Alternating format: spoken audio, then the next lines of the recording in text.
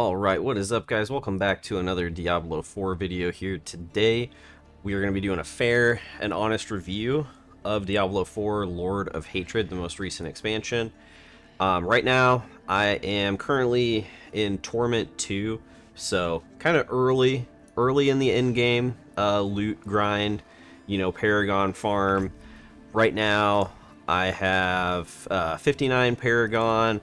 I'll show you my gear real quick. So kind of surprised me in the loot find in my previous experience with Diablo 4 years ago.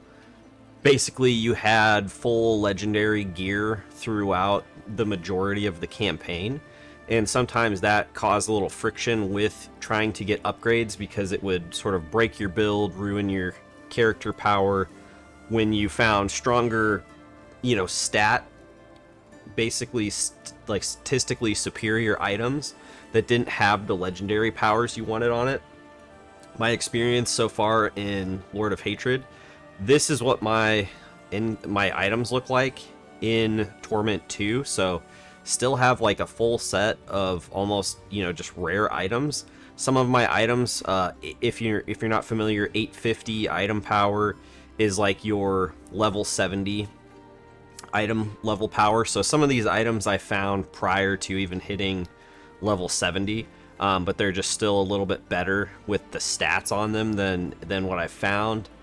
This unique ring dropped off of, I believe, Mephisto at the end of the campaign, and I feel like the power it has is pretty strong. Seems like it does a lot of damage, so I just still have kept it. The only two legendary powers I actually have right now, and then this other unique, also found it during the campaign, but it just works really well. When I run and use Whirlwind, I just passively gain these ferocity stacks, and it also then gives me move speed. So I'm at 200% move speed in dungeons. This is my like non-boosted move speed, which I believe is like 178% right now. So when I get a few stacks of the ferocity, then I hit the cap of 200%. So that feels really good. Just kind of zooming through the dungeon. I think I am almost as fast, if not as fast, as like the mount. So that's pretty cool in my opinion. Fits well with like the barbarian thematically, like where you're just like an absolute beast. So like that.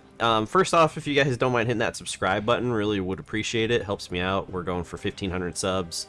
And so the campaign was, I'd give it like a 7 out of 10, maybe like a 6.5 out of 10. Not bad, not great. Could be better in my opinion. Like the Diablo universe, like world, has just some of the coolest lore in my opinion. Like Diablo 1, Diablo 2, just thematically the darkness was, you felt it throughout the entire game. Don't feel it so much, especially like Diablo 3 was not my cup of tea. Diablo 4 like tried to go back to its roots, but I just don't think it like fully kind of captured it. There's, in my opinion, too many like interjections in the dialogue. Too many like unskippable cutscenes. I played Vessel of Hatred expansion story in this playthrough because I had not played it and it came free with the game. So I played it with this playthrough and then went directly into the Lord of Hatred. So Lord of Hatred campaign was definitely better than Vessel of Hatred. Vessel of Hatred had a lot of just unskippable cutscenes. I know the original game had a lot of unskippable cutscenes, like where you just can't cycle through the dialogue. You can either skip the entire thing, or you have to sit there and listen to all of it. And me being a fan of, Diablo 1, Diablo 2, like I am interested in the story at least, to see where they're taking it. Whether or not like I enjoy it is another matter. But I at least, am curious like where the story is going, where it's headed. Mephisto in this game, I feel like they put the, like Diablo 1 and, even Diablo 2. So Diablo 1, you don't see Diablo, who is the main boss of the game, until the very, very final boss fight, like, confrontation. So you're just sort of pursuing him through the depths, like, of these nightmarish, you know, dungeons, trying to uncover, like, what's corrupting Tristram. You can feel the fear in all of the townsfolk, and the horror fits well with, like, him being the prime evil of, like, the Lord of Terror. So thematically, like, it goes really, really well with the story, with the overall just feel of the game. And in my opinion, it's kind of like a less is more approach to the storytelling, and that's why I think Diablo 1 was phenomenal. And then Diablo 2, very similar. Like, you're unraveling the story from, you know, a person's perspective in an insane asylum. So there's this added element to it. Like, the plot twist in Diablo 2, like the reveal after you beat the campaign, just blew my mind. Like, I did not see it coming at all. And to see just the absolute, like, fear and terror and realization that Maurice has in that final cutscene after he realizes what he's done, and just that he has completely and utterly failed at every turn, like, basically in his adult life. Like, he is the central figure, he is the storyteller, and he was too afraid to do what needed to be done, and then ended up in an insane asylum just because of the awful, horrible things that he, you know, terrible things he witnessed, you know, that mortals should not, you know, have to see or be a part of. And he was not, you know, the hero. He just couldn't go through with it, so he ended up in the insane asylum. And then he thinks he's doing this last sort of redeeming, you know, he's got this final redemption here where he can finally hand the soul stone over, be rid of it, and, you know, redeem himself and save mankind. And then he realizes he gives the soul stone to Baal, and, you know, and then he dies. So it's just a complete failure on his part. And I just, like, my jaw dropped in that moment when it happened, because you're kind of unraveling the story, you know, the time is out of sync, if that makes sense. So you're pursuing the Wanderer, and then you witness after each act, you know, a cutscene with Maurice where he kind of reveals what happened sort of just before you got there, because you're just always a little too late in the story. And then, you know, again, you don't confront Diablo. You're pursuing the hero from the first game, who has, you know, taken Diablo's soulstone into his forehead. So there's this added element of, you know, corruption again of the hero, and it sort of being part of their master plan, because that makes them more powerful to corrupt the hero that defeated them, and then take over their, like, physical form, and it grants them, like, even more power. So that added element to just, you know, human nature, and it, you know, it spoke a lot to me as an adolescent, and was just magnificent storytelling. So why I bring that up is just because Diablo 4 is very much, like, in your face. There's a lot of just sort of, like, weird flashbacks.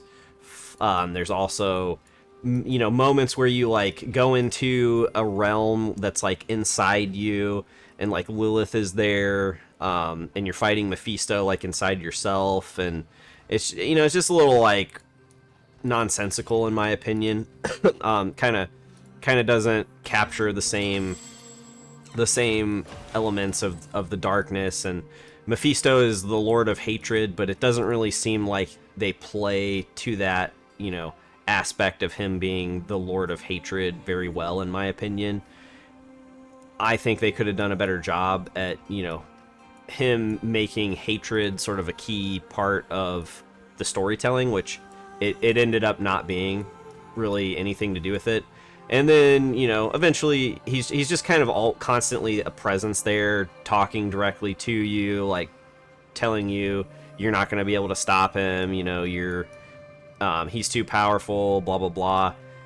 It wasn't quite as bad, you know, as some of the other, like, Diablo 3, earlier Diablo 4 stuff, but to me it just, Mephisto always seemed like the brains of the operation to me, of the three prime evils. Like, he masterminded the whole plan of corrupting the soul stones and taking over like the physical world. So I just felt like he was revealing too many of his plans. Like, if he was, you know, the mastermind here, I figured there would be like more elements to that of, you know, the hatred and the deception, and him being like the brains and the mastermind of the prime evils and stuff. Then you fight him, you know. His design wasn't bad. I didn't really like. I feel like from the torso up it was great, but then he's kind of like a floating like tentacle monster from the torso down, which I know in Diablo 2, like, he had a more like skeletal, like corrupted corpse like look, and he did like kind of hover. But it was a little more unsettling. Like, this, I wasn't like a super big fan of it, but it wasn't bad. So again, like 6.5 out of 10, 7 out of 10, I would say, for the story mode. It didn't piss me off like Diablo 3 did. It didn't piss me off like the initial like Diablo 4 story and the Vessel of Hatred story. So that's a plus. Like, if I can play through it and not be like irritated and pissed off by the dialogue and characters, that's always a plus, you know. Now that I'm to the end game, I will say, we'll go ahead and we'll just jump in here to the war plans.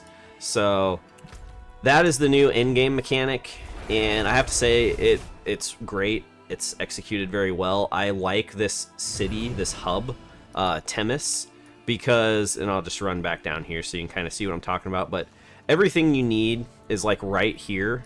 And then you've got, you know, your war plans, you've got your crafting, blah, blah, blah. But what I like is that it's a hub. So you can see other characters here. You can see, you know, a decent amount of them. That, to me, that's about the only social aspect you usually get in these ARPGs, unless you're playing like with friends or using like a party finder. A lot of the play is actually like solo play. So really the only like bit of social interaction you get here is just seeing other characters, and seeing other characters to me is cool. I don't think you can actually inspect them in this. I wish you could, because I do like that in games like this, where you're like, oh, that character looks cool, like, let me check out what their build is, you know, what gear they have, you know, that to me is cool, just like in the downtime. So I do wish like there was an inspect feature. The gearing seems to be significantly better, in my opinion, than it was before. You're actually hunting for legendaries now to get the powers, and the crafting, there's actually like meaningful crafting in the game now. The game doesn't just shower you with so many legendaries that every other piece of gear is meaningless. So that, I think, is a huge plus. You know, you've got the Herodric Cube crafting, you've got the tempering, there's, you know, you've got rune words now, you've got all this other stuff, to where you can actually like kind of craft and it be meaningful. So now you're actually like looking for gear. Like, there's actually a gear hunt and like a loot hunt. There is just that feeling of progression and leveling up, like through the itemization at the end game, versus just like completing a couple runs and now you're like fully stacked and you don't really find upgrades hardly ever. I'm actually, you know, still able to find upgrades right now. I have a lot of tournament levels to progress through. I have some ideas for, I'll just kind of show you what the current build looks like, Paragon board aside, because I just kind of pumped into this and into this right now because I'm not entirely sure what I might switch to, but this is my current setup right now. It's like a fire whirlwind build. You know, I'll make another video more about the current build, but I do have some ideas of maybe switching to a hammer of the ancients type build with iron maelstrom. And the reason for that is just because of some glyphs I found. So I found this, that it'll cast Challenging Shout for me, and you know, when I generate 400 offering, and I could use that with one that It gives me like 200 offering for casting an ultimate skill. So that seems kind of interesting to me because my challenging shout does a crazy amount of like burning damage. And then, so if I can like auto proc it, and I think I would still be able to manually cast it on top of that as well. But then with Hammer of the Ancients, with the fire version, if they're burning and the Ancients hit them, then they explode. So that seems like it is kind of cool. And then with that, I can also take this, and then the cooldown on Iron Maelstrom will be 11 seconds.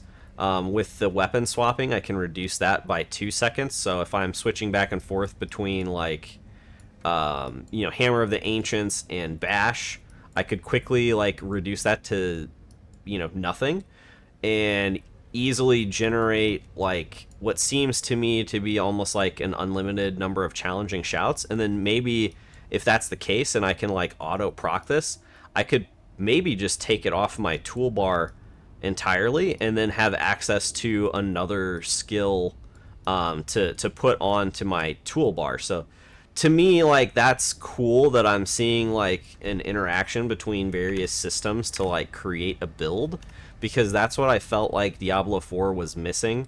And that's why I've always kind of preferred Path of Exile and Path of Exile 2, is because you get those sort of unique interactions going on between various systems to come up with, interesting things to create a build. So that's something that has me kind of excited to explore. But right now, playing the game, enjoying it, having lots of fun. Excited to see what the Path of Exile 2 0.5 announcement will bring. And really just looking forward to, playing this for the next month, seeing what I can come up with. And then when PoE 2 0.5 comes out, we'll see, if I have accomplished what I want to accomplish in this, I'll probably switch over to that. But if I am, having a lot of fun here and still in the middle of creating my build, maybe I will want to continue playing this. I'm, not, which caught me off guard. I was not expecting to even have like, a decision to make off of playing Diablo 4. I had just kind of written it off a while ago, so I will, I guess, just go ahead and play through this, and then we will call that a video, just so you guys can kind of see like what the war plans look like when you complete them. But that, I'll just talk a little bit about that, I guess, while I'm doing this. So the war plans are a huge improvement to the end game. I almost even kind of prefer it to what Path of Exile 2 has right now. And granted, they're doing some like huge updates to the end game as well, so there's more to be said there for like comparing the two. But what it does is it just lets you play the game, and that's something that, even PoE 2, it's like you get into situations where you just kind of want to play the game, and you have to do like research, and then that can get a little bit time consuming and like take away from your actual just like monster killing. And Diablo 4, I think, suffered from that problem before as well, because you would have to be like, oh, if you wanted to be efficient in the end game, you had to kind of try and like look at all the timers on the map, see what was happening, and then decide what you were going to do based off that. So sometimes you felt like if you wanted to do dungeons, like you felt like you were caused some friction there where you felt like you were being inefficient, when there was other timers that were currently active. You're like, well, I don't really want to do Hell Tides, but if I don't do the Hell Tide right now, I'm not going to be able to do it for another hour. And then, maybe you only have an hour and a half to play right right then. And if you're trying to level up like your glyphs or something, you were just like, well, I guess I'm doing health hides right now, because if I don't, I'm missing out. So there was a lot of that like feeling of that FOMO, that feeling of missing out that I felt like you experienced in the Diablo 4 previously, like at the end game. Now it's you pull up the war plan, you select the path you want to take based off, you know, the rewards and what the activities are, and then you just go. You don't even have to like really look at the mini map. You just open it up. It will, you know, you click teleport down here, and it will take you right to that next activity, and you just jump in. Then when you're done, you open it back up. You can teleport to Tyrael. You can teleport to Tyrael, you know, when you want to start the war plan, so you don't even have to remember like what city it's in, because the map is pretty big, and you know, if you forget like where something is, it's not the easiest thing to find. So that that to me is just fantastic, because it saves you a lot of time, a lot of mental energy. You just go, you know, you just go in, you do the activities, gives you a variety of like what there is to offer at the end game. So there's some things where it's like I don't even know if I would have done them if it weren't for the war plans, because there's new in-game activities that I'm not familiar with, and if I didn't know how to get to them or what they were exactly, you know, I'd have to go to Google, look it up, read, you know, information, read a guide. You know, is this an activity that I should be doing, or is it a waste of time? You know, is there more efficient things to do? Blah blah blah. You know what I'm saying. So this just lets me do the activity, get rewarded for it, see what it is, and then decide if I like it and want to do it, you know, and I want to do it more in the war plans, or if I want to avoid it. There's some where it's like I've actively try and do it, like I try and do the pit runs whenever I can just to level up my glyphs. This one here, I don't, you know, particularly like it or dislike it, but it's you know, part of the path that I took here, so I'm doing it. Would I do it, you know, if it weren't for the war plans? Maybe not. Luckily, since I'm so fast, my build is like incredibly strong at this activity, because it's all just like zoom timer based. The thing I'm not sure is like if I were to change my build, like I was talking about, to that hammer, you know, hammer of the ancients type setup, is that going to then actually like make me worse at this activity, you know, to where I can't complete it? I'm not entirely sure what happens on the war plans, like if you fail to complete the activity. So because I have yet to like actually fail to complete something, so that's something that I'm not 100% sure on. So, and I'd rather just complete it and get the additional rewards. So luckily, you know, like I said, I've got the 200% move speed once I get the full stacks of the ferocity. So I can just very quickly zoom through this. Really, the only thing that limits me is when I have to stop for a couple seconds to bash things to regenerate my my fury, if I happen to run out, like from whirlwinding, when there's less dense packs of monsters. But yeah, I mean, I can go through this, I can clear the entire thing very easily and have, you know, several minutes left. They did also add like passive trees for each of the activities. It's nothing, you know, too earth-shattering as far as like what you get out of it, but it's, you know, it's not bad. It's additional stuff, you know, so that's really any time you get some extra stuff, like that's not a bad thing. It just, some of it makes it a little harder, makes it more rewarding, gives you extra chances at stuff. So yeah, so you can see now we are, you know, I've even got the time where I can come over and kill these guys just because. I'm not sure if your rewards, if you get extra rewards for like how much time is left on the timer, but after you do this, you go and you fight the boss. I think this is like a Vessel of Hatred in-game activity that they added in. So far, the boss seems to be like the same guy, which is a little disappointing to me. I think I've only fought this exact same boss every time I've come in here. And right now, like, my damage is pretty solid, I think anyway. But what's kind of limiting me on some of the activities is, I think, survivability. So it seems like, you know, from this you mostly just get like lots of runes for the rune word system. The other nice thing is you like very quickly fill up your Tree of Whispers thing. I'm kind of glad they got rid of the chores from that, really. So yeah, now you open this up and you just hit teleport.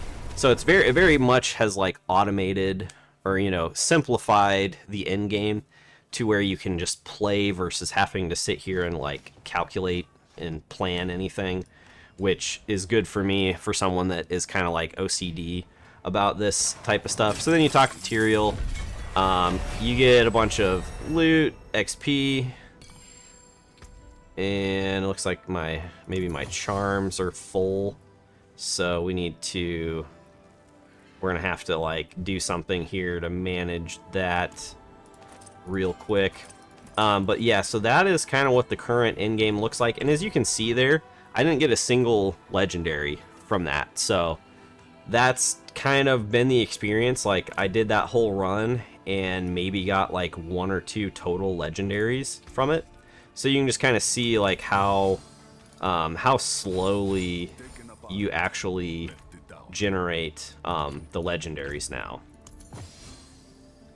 And I think this is the new one we got. So also, this is a pretty cool system. Haven't got any like super powerful sets yet. This one's kind of nice. I mean, it's just extra bits of everything, really, as far as like the gold, XP, attack, move speed. So that's nice. I've got some extra move speed and an experience. This gives me a little bit more experience and move speed. I haven't found the 6th charm unlock yet. I will probably have to go through and like break these down right now. I'm not entirely sure like if there's a crafting. I think there's a crafting mechanism for these, but I haven't yet quite explored that. I think something with the cube, you can craft. Let's see. I don't know exactly. Oh, okay. Okay, so you can craft a unique charm. I guess I don't maybe have enough of that resource yet. So a unique equipment into a unique charm. So you have to have, I guess, an ancestral unique and 3 unique charms. Transmute a set charm to a different charm from the same set. Okay, so that's really all you can do, I guess, with the charm crafting. But yeah, I would recommend this, guys. I mean, I wouldn't buy like the highest version of the game. I don't know if it's worth it unless you just like really want the cosmetics, or maybe you still play WoW and you like the cross game cosmetic stuff. But for $40, especially if you did not buy the past expansion, it's like really you're getting each game for 20 bucks, which is not too bad in my opinion. I would recommend it if you're a big ARPG fan and you're looking to have a game to play for the next month till PoE 2 0.5 comes out. It's always nice like to have a couple of these different games to check out, like when new patches drop or one game gets stale, you have another one to kind of explore. So that's the video, guys. Thanks for tuning in. Thanks for listening. Thanks for watching. And remember to give them the D.